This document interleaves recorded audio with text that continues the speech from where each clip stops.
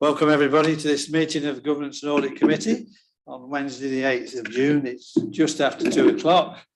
I'm Councillor Paul Wood, Chairman of the committee, and on my right is Councillor Kathy Rice-Oxley, who's Vice Chairman, and on my left is Lucy Bonsall, who's Democratic Services Officer.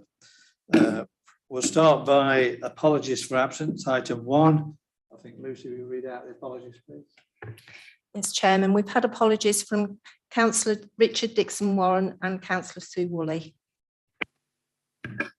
Thank you. No other apologies. Item 2, any disclosures of interest? If anybody'd like to declare any interest now, please do so, or any time during the course of the meeting. No apologies, thank you. Item 3, minutes of the meeting held on the 20th of April. We've got any queries? If I go through the pages, if anybody's got any queries, please raise the hands. Ian Stokes, Councillor Stokes, please. Thank you, Mr. Chairman. I see you're here in a duplicate capacity on these minutes.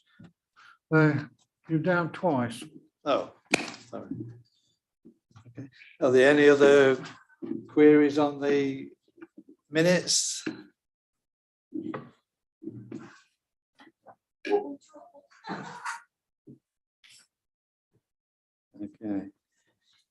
Okay, so I have a proposal for Vice Chairman is proposing to accept the minutes. I will second, well, Councillor Stokes.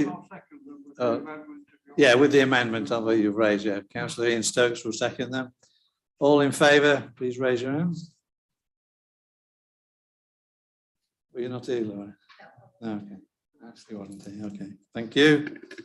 If we go on now to item 4, updates from previous meeting, page 11. Any comments, updates from the previous meeting? Councillor Baxter. Thank you. I abstained on the. I wanted to abstain on the minutes. You abstained on the minutes because you were absent, right? Yeah, but you didn't ask me how I wanted to vote, so just for clarity, I wanted to abstain rather than vote against. Yeah. On this sheet, I just wanted to know, at your last meeting, which I apologise that I didn't attend, you discussed for delivering good governance, external review. Can I just clarify that this is not the same as the scrutiny review, which we're still awaiting, which was delivered to the council offices last August, but we have not yet had sight of in a public meeting. Could you just clarify, where are you actually reading from, Councillor Baxter? You're saying? Well, it mentions a work programme, yeah. And in the minutes of a previous meeting, yes. You talked about delivering good governance, external review.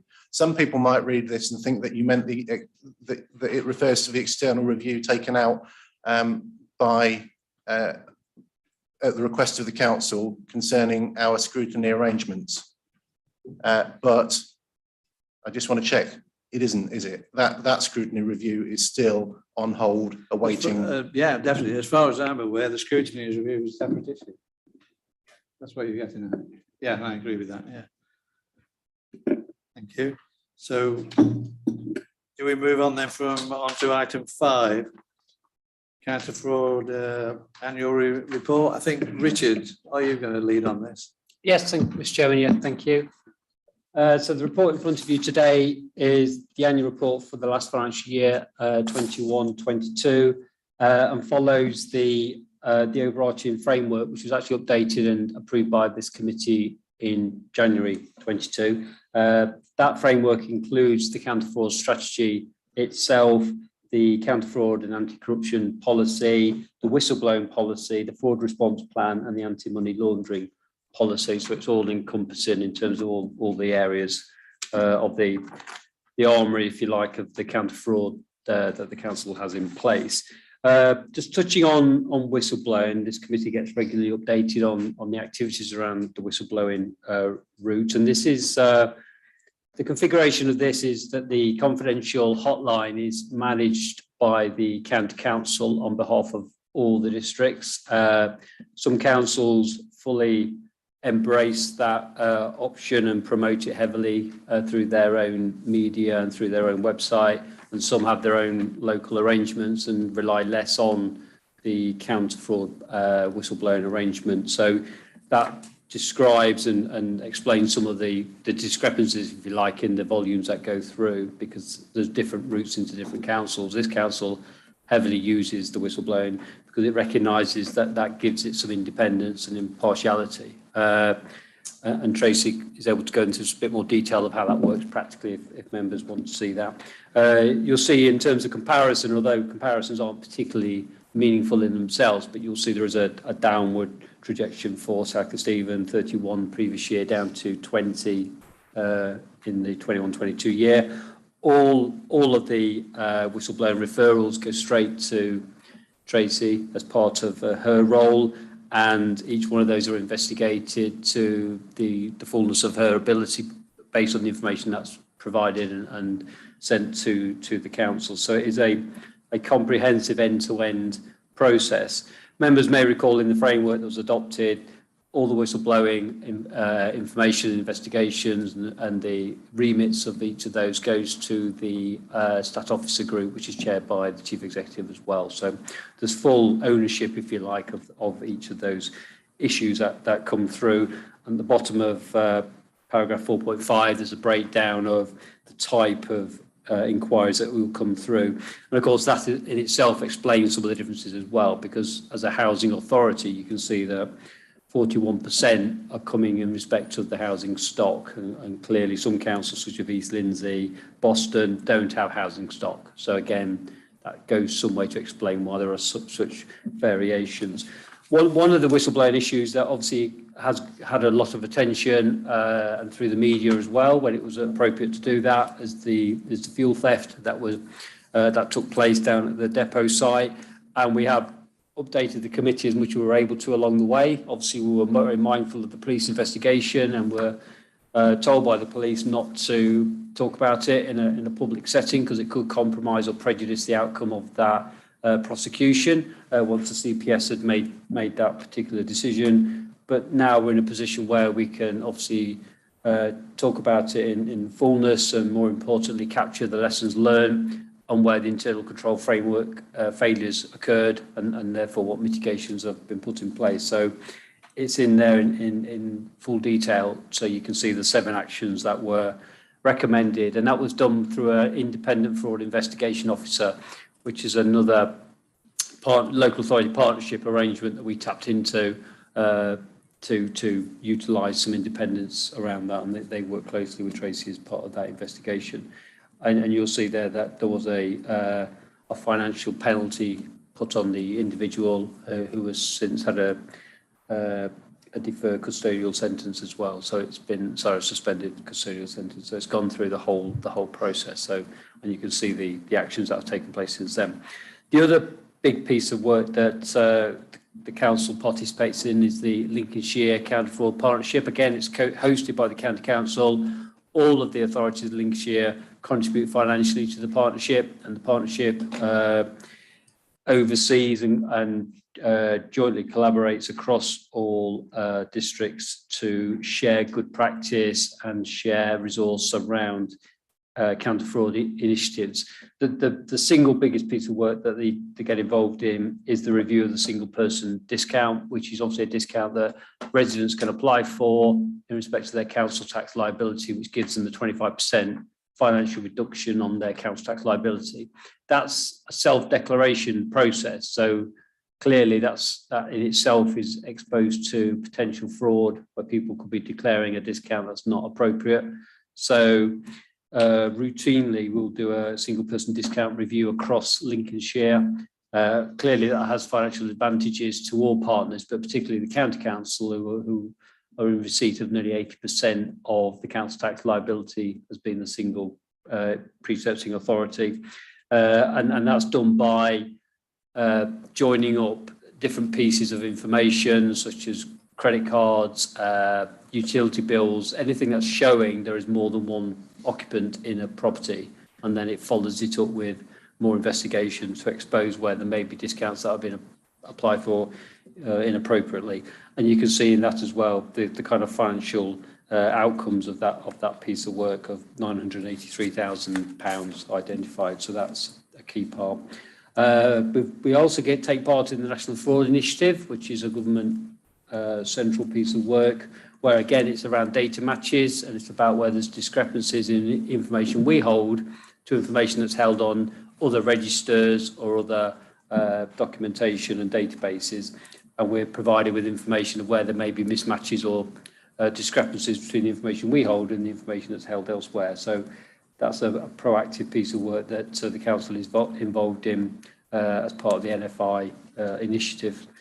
The final two bits are around housing benefit and council tax support. Again, fraudulent cases may come to our attention either through whistleblowing or through DWP, where we can identify that people are erroneously, deliberately or otherwise claiming benefits they're not entitled to, which can create overpayments and monies that are due to be claimed back. And you can see there the amount of money that's been claimed back over the financial year and the number of cases that have been raised. And where there's a difference between the debt and the recoveries, of course, the recovered amount can relate to previous years. So it's not just the money within that year for that year's overpayment, it will span across. I've already referenced single person discount. Just touching on some of the other work we've been doing during the year, test and trace payments. That's obviously where the government were incentivising people who were unable to work to claim monies for where they obviously couldn't work and they couldn't get money while they're off isolating. So there's some information there about, again, that was at risk of fraudulent claims. So there's a wraparound process around spot checks and other investigations and interventions to make sure that monies were only appropriately claimed by the recipient and there was just cause to do so. And then the final one was around the business rate relief, because context for all this, of course, is where the government was still providing significant sums of money to help communities deal with the pandemic and the aftermath of the pandemic. So again, there was expanded retail relief given to eligible businesses. And again, there was very clear, and Alison could talk very detailed about the anti and counter fraud initiatives that were required and the declarations we had to put in place to assure government and other organisations that appropriate steps were taken to ensure that there wasn't misuse of those monies and inappropriate claims on those discounts and on those grants. So we followed all the government guidance to ensure that we were doing everything we could to avoid any inappropriate monies being passed over. And then just at the end, an action plan, which is largely a continuation of the work. Counter fraud obviously needs to be routinely undertaken. So a lot of the headings in the action plan will be consistent across all the years. And those key areas in the annual report are the ones that we'd use going into 22-23, with the exception of those that were specifically linked to the COVID pandemic issues and the interventions and support that was given during that period. So they won't be as relevant in this current year. So thank you, Mr. Chairman. Happy to take questions. I just say thank you, Richard, for that report. And I know also thank you, Tracy, for you're the officer dealing with a lot of it. So thank you for that. I think it's, yeah, we've had, thank you for the full details of the theft of the fuel, which was a major thing.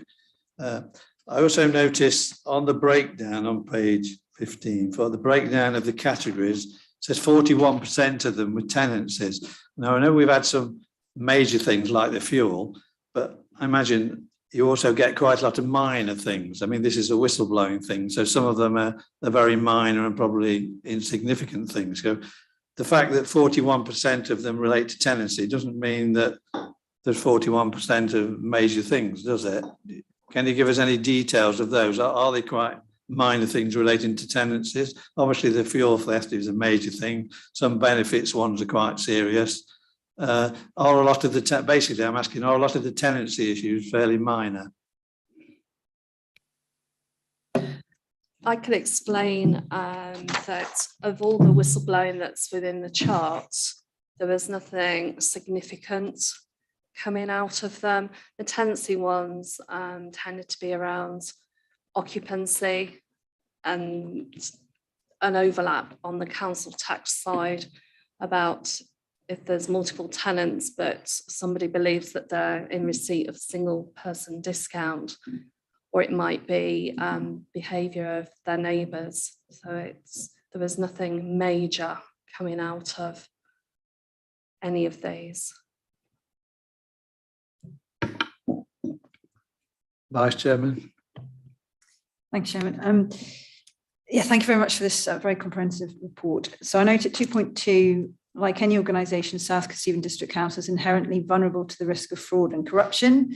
7.3 accounts for 40% of all crime, because we in the public sector are even more assiduous because we're dealing with taxpayers' money. So I applaud these efforts to get a really robust counter-fraud framework. So I understand we have this external hotline, and it's well advertised on the website and in documents and stuff for the residents and staff. Trace, could you elaborate for us on the process? So what would be the experience of a resident or a staff member that calls this hotline? How would they experience that process? Thank you. Thank you. So members of the public or even our own staff have the choice to phone the confidential reporting line. I say phone, they're able to email them, telephone, or write to them. So there's multiple options there. On receipt of a whistleblower blowing, County Council will email those through to me. And quite often they will remove the details of the whistleblower to retain the anonymity of the whistleblower, because quite often that is why the whistleblower will choose that option. Sometimes they're quite happy to have their details shared. So on receipt of the whistleblowing, we have a whistleblowing log, which is updated with the full details, depending on the nature of the whistleblowing. If it's something, and thankfully it doesn't happen very often, but something significant like the theft of fuel, then I would immediately inform Richard, and it would go to statutory officers group. But as we mentioned earlier, a lot of these are low-level issues. So my next steps would be to email the service area and get them to review the allegations. They investigate, it comes back to me. I update the log as to whether it was there was anything found, or whether we can just close that whistleblowing off. And then I send an email back to the county team with an update of the outcome of the allegations. I think Richard mentioned earlier, statutory officers group receive an update on whistleblowing at every meeting, every monthly meeting that they have.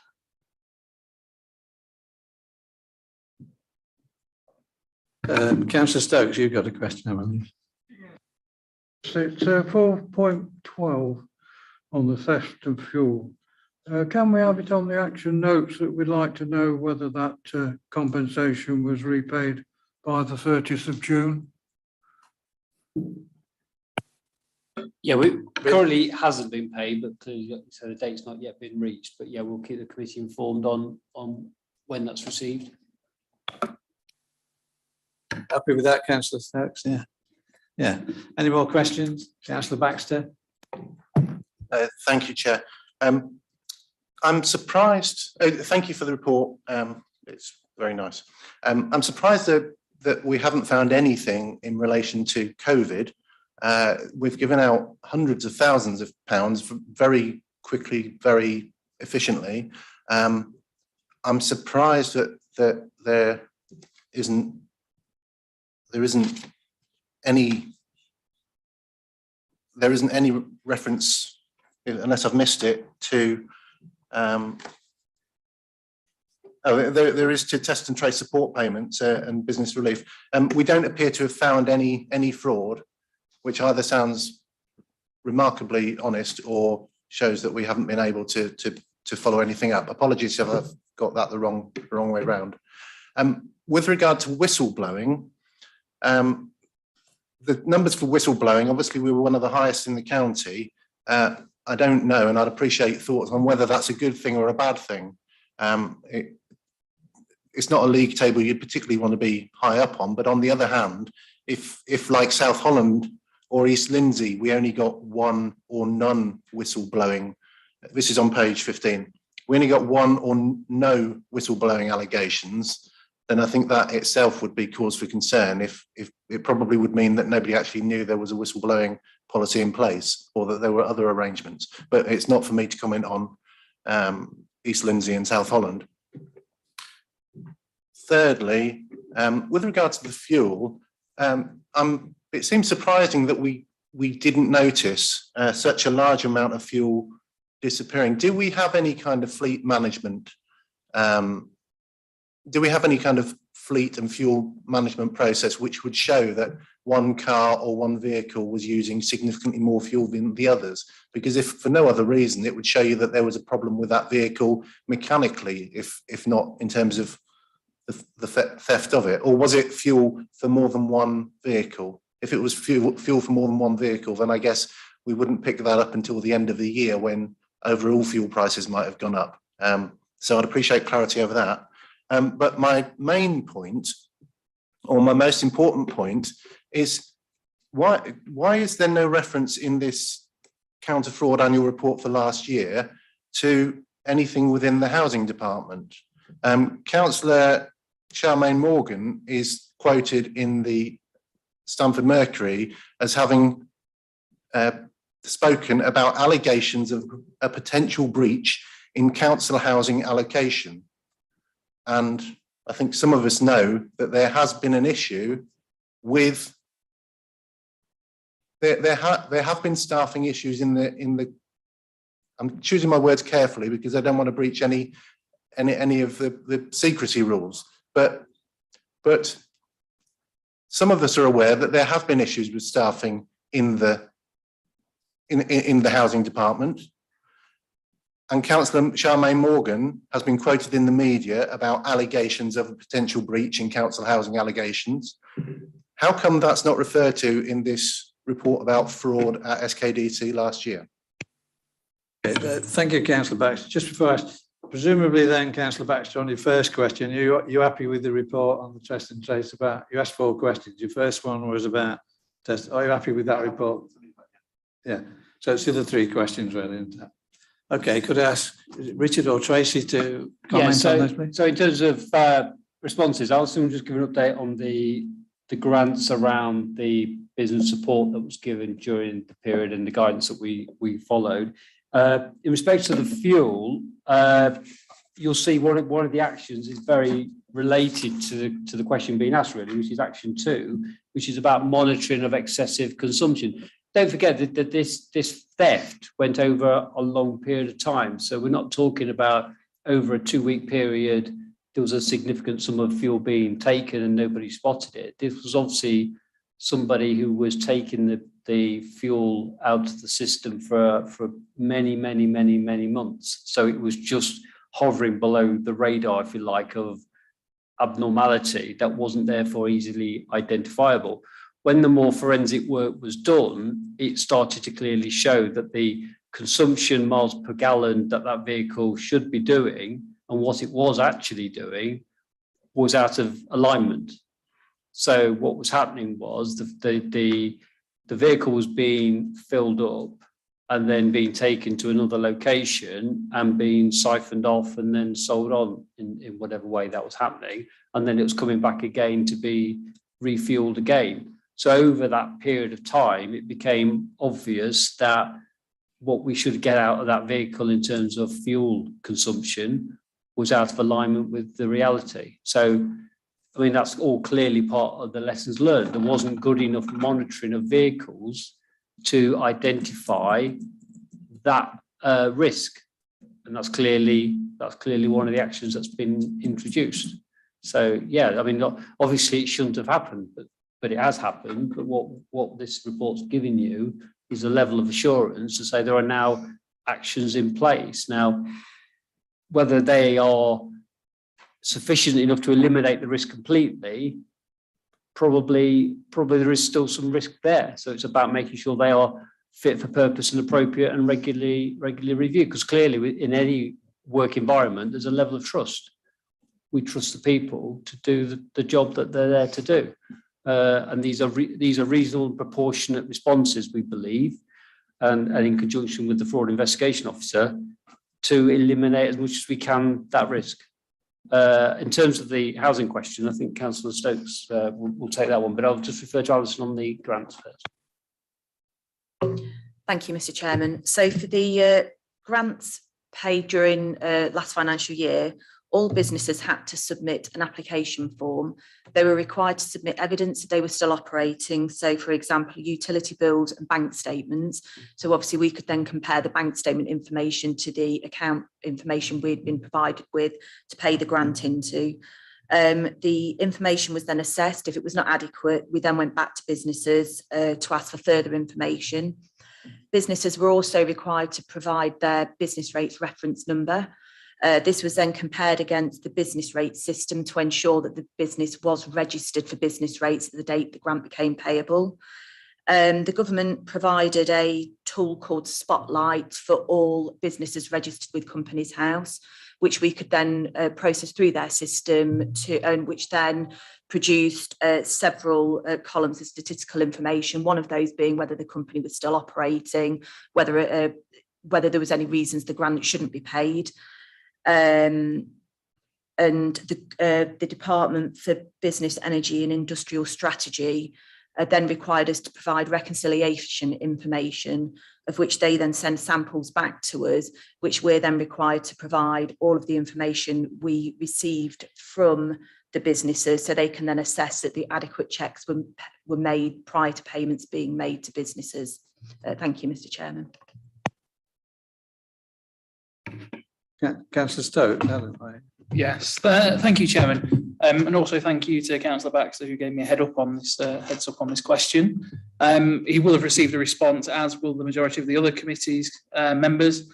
At the moment, I can't obviously any further, but if there's any further questions he would like answering on that, I'm sure that we'll be able to pick that up. Thank you. I mean, okay, just before Councillor Bax, just before I answer, you raised another question or the same one. I'd just like to comment. I mean, as I see, it's all about assurance. Things do go wrong. Obviously, in the ideal way, nothing could go wrong, but things do go wrong. And I think the important thing is the actions you take to rectify it. It's on the fuel things. Yeah, things did go wrong. We found them out. There are all 7 actions that we've taken. I get a lot of assurance.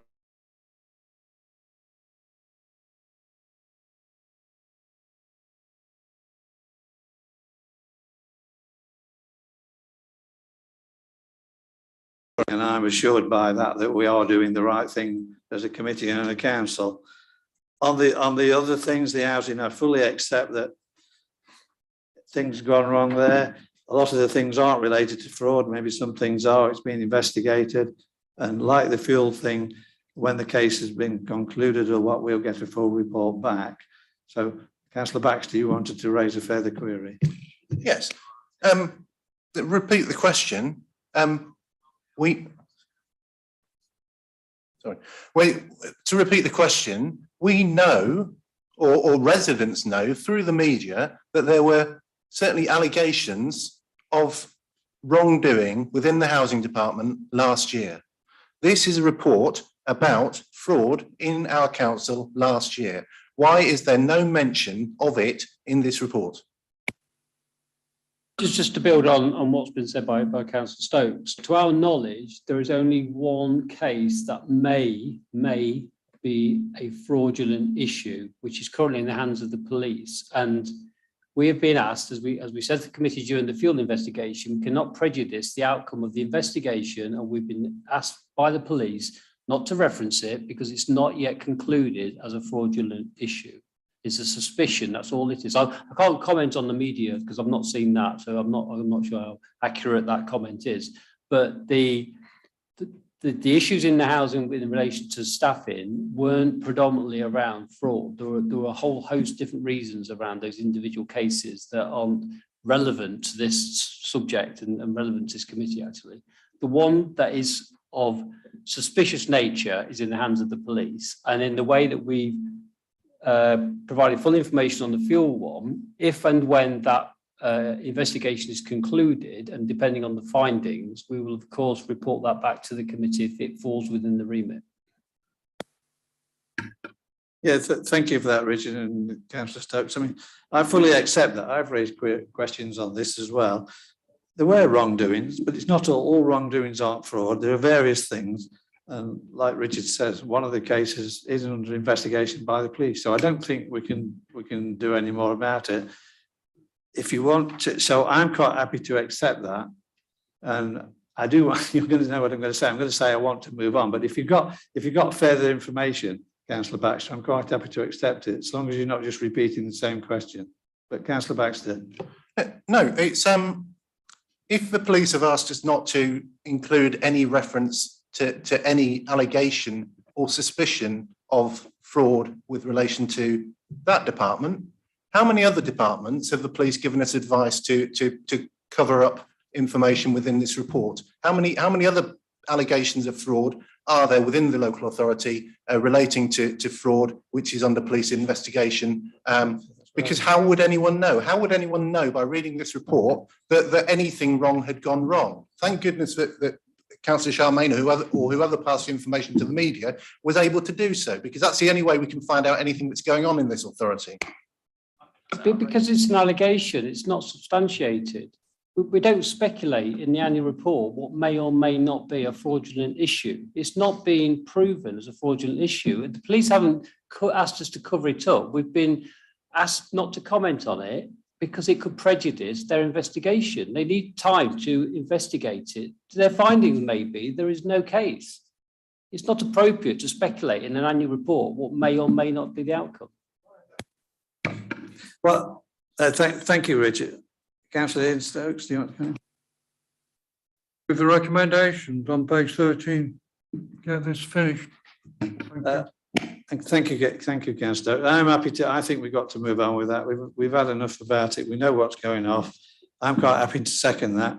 So the recommendation is that this committee is asked to approve the contents of this report, including the proposed work plan. I'm quite satisfied with the report and the actions that we've stated and moving on. So I'm quite happy to second that proposal. All those in favour, please. Thank you. Against? I'd like my vote recorded, please. Okay. Thank you. That's approved. We'll now move on to item 6, which is the risk management annual report. That's you again, Richard, I think. Yeah, thank you, Mr. Chairman. So the annual report for the risk management, very much in the same vein as the previous item, looking back over the financial year 21-22. It's an integral part of the committee's terms of reference, the overarching risk management framework. And again, it's broken into component parts, and the report provides a narrative under each of those. The risk management framework was approved by the committee. The updated one was approved by the committee last June, so just nearly a year ago. Oh, okay, 1 day. And that's the overarching framework, of which within it there are key elements which are referenced thereafter in the report. The risk management group, which is chaired by Tracy Elliott here today, which meets with all the heads of service and now the assistant directors to compile a work plan around some of the major risk management interventions, such as the internal audit work plan, the assurance annual assurance statement work, the counter fraud work we've been previously talking about, data protection, etc. There's a whole host of different risk management headings that are discussed and debated in that group, and issues and areas of work that come from that are coordinated by that group. Service risks, these are the risks that sit within operational service areas rather than the strategic risk register itself. These are the operational risks. Tracy's in the process of reviewing those with heads of service. Service plans have just come to their conclusion, and now it's about reviewing the risks that have been identified by the service areas, which could either compromise their service deliverable outcomes or could cause them operational difficulties throughout the year. So it's about identifying what those risks are, what those mitigations are, and then the final piece of work would to be look at those across the organisation and see if any of those are of strategic nature and of a corporate nature that justify or merit them being included or considered as part of the strategic risk register. So that's a separation as the strategic risks, which used to be the corporate risks, come to this subcommittee, as you know, on a 6 monthly basis, and you actively review the register, look at the residual scores of those risks, and look at the actions that are being put in place or being worked on by the leadership team to minimise or reduce those risks down as much as we're able to. They're under themes, and there's 7 of those themes, and they're listed in the report as well. And that's reviewed by the corporate management team before it comes to this committee. It's due again here in September. All of those risks are monitored through a tracking system known as For Risk, and that's the software tool that's used. So all managers are seeing the same risks in real time, and those controls and actions can be updated in real time as well. The final piece of work, which is a key element of our annual governance statement, which again the committee has oversight of and ultimate sign of, is the annual assurance statements, and they cover those headings that are listed out. And they are a series of statements that heads of service are asked to comment on, either strongly agree through to strongly disagree. Under those governance headings, seven of those, and you'll see that we had 75% agreement of those, and the remainder either partial or not agree or did not know, in the sense that it wasn't relevant to them. And again, from that, work plan is developed to share, and that feeds into the risk management groups. That's to share understanding of where officers don't feel informed or don't feel they've taken those headings to their fulfilment, and it's where we can support and intervene and help that along, and that can range from staffing through to business continuity, health and safety, etc. So that's a reflection and a self-assessment piece of work where we do obviously require honesty and make sure that we can support and intervene to get those assurance levels where we want them to be. But it is a key feature of our annual governance statement. And just on that very subject, that'll be coming to your committee in July as a draft statement, and that will be another reflection of 21-22, and the counter-fraud work and the risk management work will be fed into that governance statement, and it's a statement that is of particular interest to our auditors, so it's appropriate it comes here as a draft version. So that's the report, Mr. Chairman. Happy to take questions. Thank you, Richard. Could I bring Tracy in here, really, actually? If you've anything else further to add to it, Tracy. And I noticed maybe you'd like to just say a few words what I spoke to you earlier about, the fact that the risk management group now forms part of the senior leadership team, which assistant directors go, and how well that's working, because what you were telling me earlier was that that's working quite successfully from the first meeting that you've had, isn't it? So would you like to comment on that, please? Thank you, Mr. Chairman. Yes, we had our first risk management group yesterday as part of the senior leadership team agenda. So essentially, the first part of the meeting is predominantly the risk management agenda, and then I exit, and then the senior leadership team meeting commences. Yesterday's meeting went very well. It was very helpful having assistant directors in the room. An example of that is we had quite a good discussion around the annual assurance statements. And as a result of those conversations, we will be fine-tuning the process and reviewing the questions under those governance headings. And it was also suggested that assistant directors would probably like to sign off those annual assurance statements. So having everybody in the room, and it's much more efficient use of the officer time because they're already meeting and it's the same audience. So I think it went well. Thank you. Yeah, very good. Thank you, Tracy. Our Vice Chairman's got a question. Thank you. And thank you for this report. Again, it looks very thorough. Yes. Pleased to hear about the success of the SLT meeting. I do know there's no reference in this report to our arm's length companies, such as Gravitas and Leisure SK. Certainly the risks, financial and otherwise, relating to these companies could very much affect the council. I understand it's not the remit of governance and audit to include these companies here. So could we have confirmation that it's in companies committees remit to conduct thorough risk management for all of our companies to the same level as this has been done for the rest of the council. Thank you.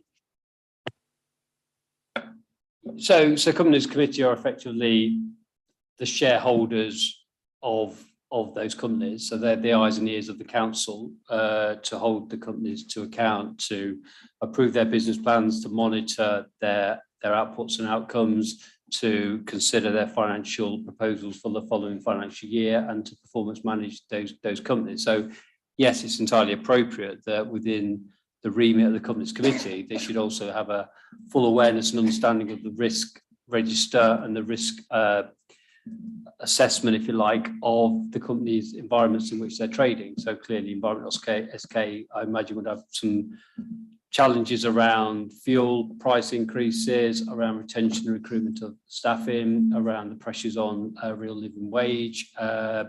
So I imagine their risk register will be largely a financial risk and how they're mitigating that and how they're managing that.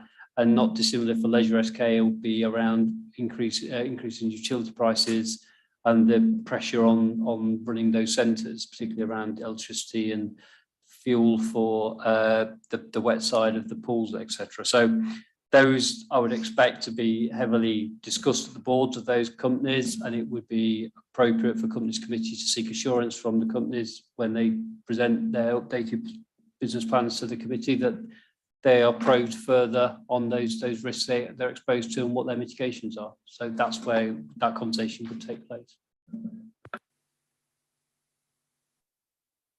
Okay. Any other questions from anybody? No. Okay. Well, Hello. Ashley Baxter. Thank you, Chair. Can I ask offline, if necessary, where I can find details of the annual assurance statement audit or questionnaire? I'm a bit concerned under 2.13 that areas identified by heads of service included business continuity, staffing, and IT, but I don't want to get alarmist about it. So could I follow up offline about how that worked and what it did?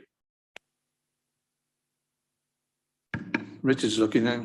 Yeah, I mean, that's fine. I mean, the annual assurance statements is really an internal review process. So it's kind of where heads of service are on their rollout of business continuity, for example, or where they feel there's some further work to do around health and safety or around procurement. So it's an internal review, if you like, of where particular services are. As I say, it culminates in the annual governance statement, but it won't go into granular detail because clearly there's several service areas, so it'll just be a bit of an information overload, but we're happy to share offline some more detail around the headings that Councillor Baxter has referenced. Well, in that case, I'd like to propose that we accept the recommendation that this committee approve the risk annual review outlined in this report. So do I have a seconder? Councillor Gloria Johnson, seconder. All those in favour, please. That's everybody. Yeah, that's unanimous. Thank you. Move on to the next item, which I think Alison's going to lead on, Treasury Management Review. Thank you, Mr. Chairman. So this report provides the committee with the details of the Council's Treasury activity for last financial year. The report does meet the requirements of both the SIPFA Code of Practice on Treasury Management and the SIPFA Prudential Code for Capital Finance in Local Authorities.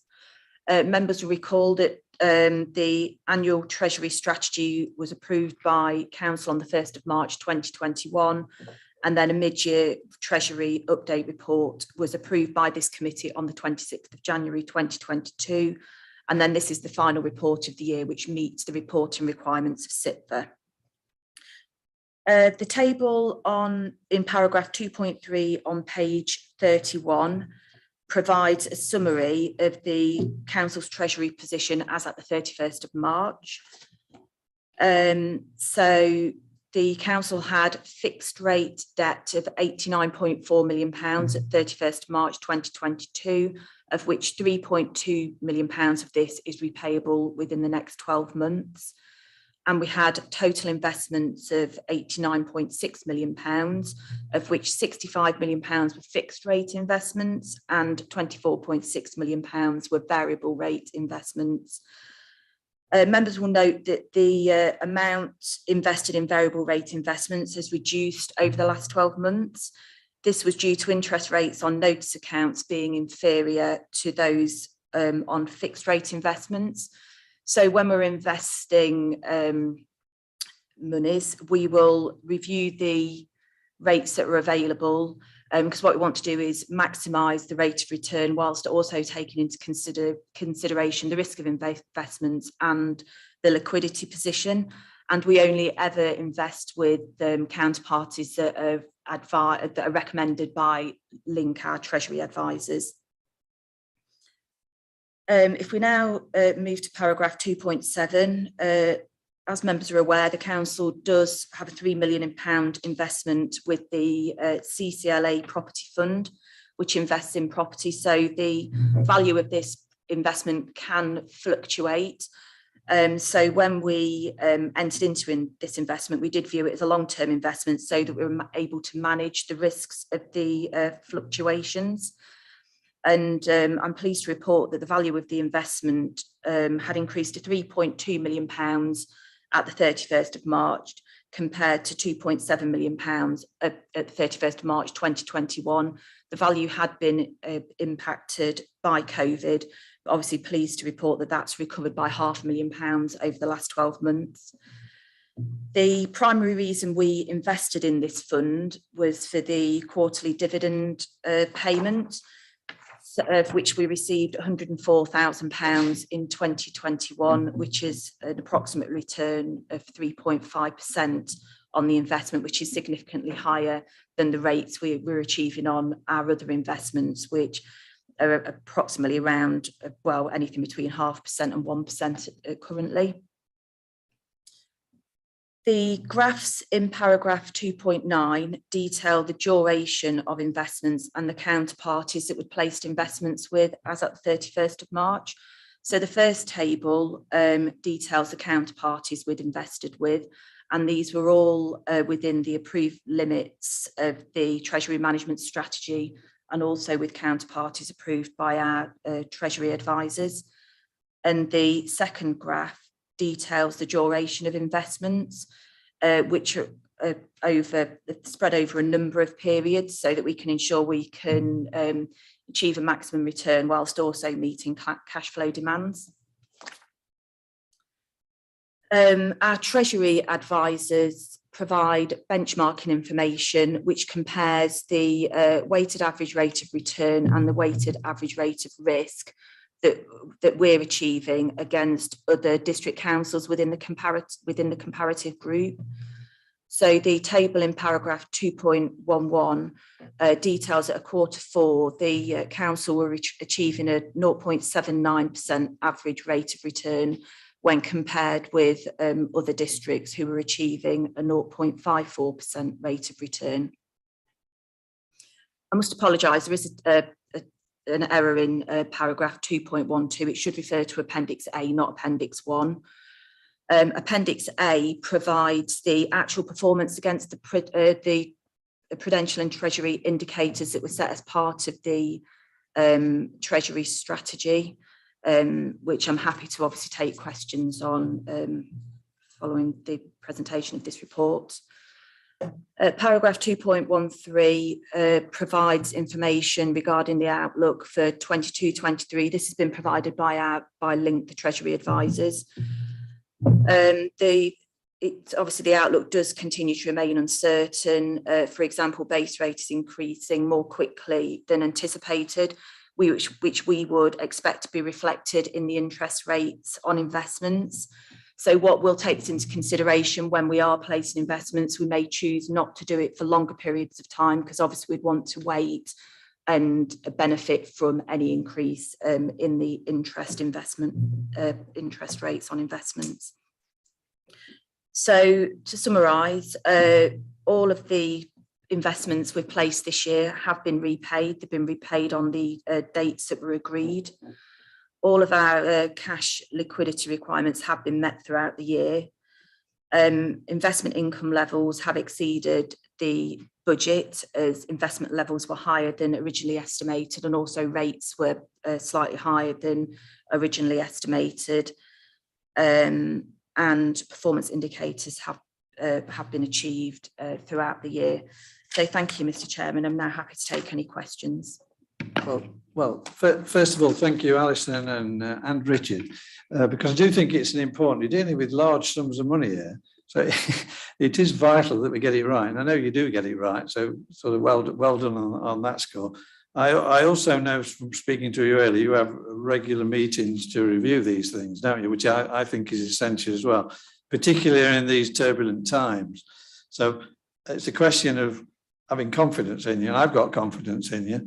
You're doing a good job, but there are large sums of money. So I think it is very important for the council. The large sums of money are vital for the council to get this right. Open to questions, really, from Vice Chairman, Kathy. Thank you. Yeah, I wonder if you could just expand on 2.13 a little more. So yes, we've got base rate, we've got flatlining economy, possible recession, international factors, pricing pressure on a heap of stuff. So which areas of council finances are going to be most affected by this probable downturn? How will Treasury management adapt to reflect these different possible scenarios? So you just mentioned, for example, shorter term investments. Thank you. So from a Treasury management perspective, we're focusing really on the rate of return we're going to get on investments and the security of investments. So as I said, if we're anticipating that rates are going to increase, then we would invest monies for shorter periods of time. So then we can then obviously take advantage of the increased investment rates. We'll take advice from the Treasury advisors, so they regularly update us on the ratings of each counterparty. So we'll only invest with certain counterparties. So if they say actually there's a risk with this counterparty, then we would review whether we actually wanted to place an investment with them and take advice from them. Obviously, the other areas they'll have more of a budgetary impact than a Treasury management impact. So whilst we might see Treasury investment returns increase, we are anticipating to see budgetary pressures around fuel and utilities, which obviously we're monitoring as part of the budget, and will report to FedCo as part of the quarterly budget monitoring reports. Thank you. Any other questions? Councillor Gloria Johnson. Yeah, I found this very interesting and found it very easy to understand. And I would like to compliment Alison on the way she presented it. One thing I would like to ask is, how are we dealing with the debts that the council gets from the housing stock and things like that? It says robust management of the council's debt position. How are we faring in that area, please? Alison, would you like to? Thank you. So we have £89 million of debt, which is linked to the self-financing where we had to buy back our own council housing stock. So of that, we've got £25 million on a maturity loan, and the remainder is on a loan where we repay £3.2 million on an annual basis. And those repayments are factored into the housing revenue account business plan to ensure that they are affordable. The £3.2 million will be factored into when we're producing the budget. We know we've got to make those payments. So we'll monitor it in that way. And then obviously when we get to the £25 million, we then make a decision whether have we got the funds to repay that, or do we go out and re-borrow, which is obviously what we did last time. We refinanced that, was it 24 months ago. Thank you. Are you happy with that, Councillor? Yeah. Any more questions? No. So we move to the vote. Anybody like to propose we accept it? I think congratulations to the management team. Councillor Ian Stokes proposing it. Do we have a seconder? Councillor Gloria Johnson seconder. All those in favour? That's unanimous. Thank you very much. We'll now move on to the next item, which is the work programme. Any questions on the work programme on page 3940? Councillor Baxter and then Councillor Stokes. Thank you, Chair. My first question is, you had member training lately that I missed, but I've been catching up with. It says that we need to approve the annual governance statement. I can't see reference to the annual governance statement in the work plan. Secondly, the training said that we as a committee should meet in private with internal, external audit at least annually. I've been on this committee, I think, since 2019, and I can't remember meeting in private with either the internal or the external auditors. I might have misunderstood what the meaning of meeting privately is. So when will we be doing that? And thirdly, when will we see the review of scrutiny that was taken place at the council's instruction, which reported back? We appointed a committee chaired by a Conservative councillor from some other authority who reported back in August, and we have yet to see any sign of it in a public forum. Is that an item for our committee? And if so, when are we going to see it? I might be wrong, Councillor Baxter, but yeah, I've done the training and I know you've caught up on, although you didn't attend it, you did catch up on the training, so that's fair enough. Internal auditors have only fairly recently been appointed. Myself and Vice Chairman, I've met them privately before they actually started, but I agree, we will have a meeting with them. And I presume when we have a meeting with them, you want to be included in that meeting. The training said that the committee should meet with them in private. But I'm saying, I'm asking you, you will want to be included in that meeting, Matt. Well, I'm on the committee, so yes, of course I Okay. would. I wonder if you can remember the last time that we had such a private meeting with any of the auditors. I can remember when I had a private meeting with them, yes. As a committee, no, maybe not. I'm not talking about the chair. When did the committee last have a Okay. private meeting with the auditors?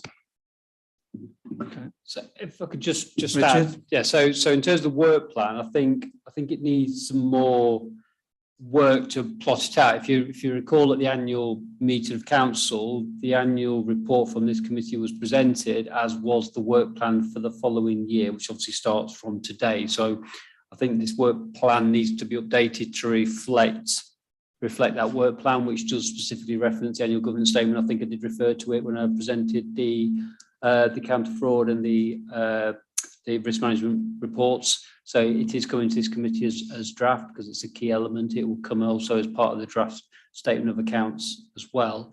In terms of, we've just obviously talked about the scrutiny review. I'll need to check if it's coming back to this committee.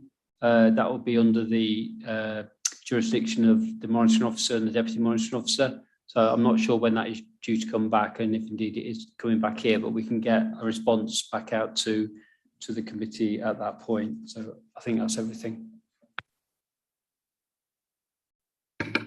Any further questions? Yeah, Councillor Ian Stokes. Peculiar. Normally at these sort of meetings, we have internal audit reporting to us.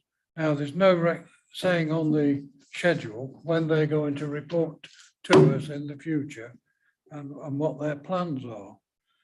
Secondly, we normally have a schedule on the meeting for the financial accounts, which probably haven't even been started yet, but we normally get a meeting in July where we review the financial accounts for the previous year. I don't know quite where we're going at the moment. Yeah, should they be included? I mean, obviously we've got internal auditors doing it. We've met them. I wonder when they will be reporting back. And can you answer the questions that Councillor Stokes has raised? Yeah. So one of the key changes of the internal audit arrangements is the RSM work plan, which was fairly intensive and very kind of procedural.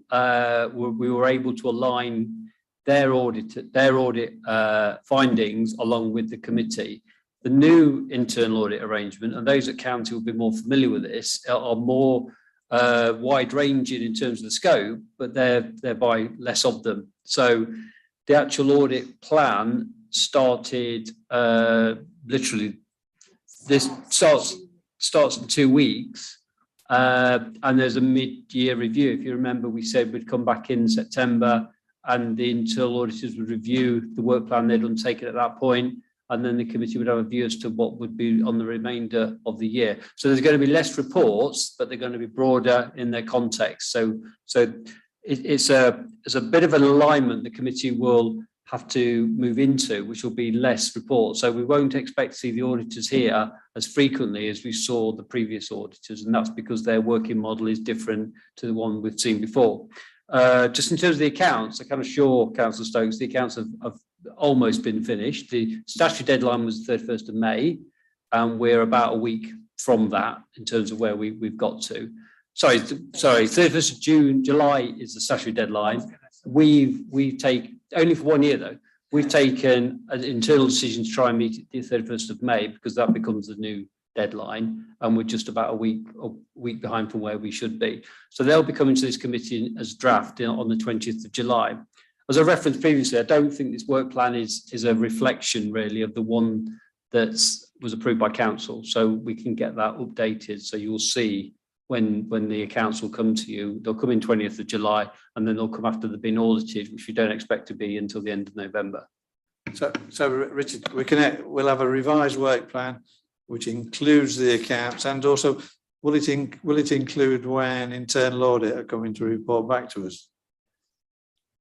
I think that would be useful. If I may comment on that, please. Yes, please. I've been in regular contact with the new audit team, and we've requested that they bring progress reports to the September, December and March meetings, and that is on the work plan. We will include that on this work plan. We'll revise this work plan to account for that. That's fine, yeah.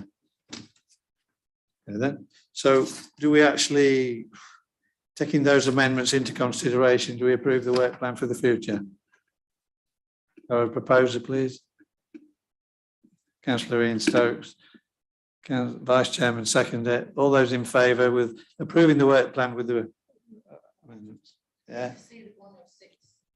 Yeah, that's on it, yeah. Okay, against? Abstention? Councillor Baxter's abstaining. Okay, thank you, that's approved. The only other item I've now got on is item 9, and I'm not quite sure whether Councillor Baxter wants to say something or not. Yes, I do. Councillor Baxter. Thank you, Chair.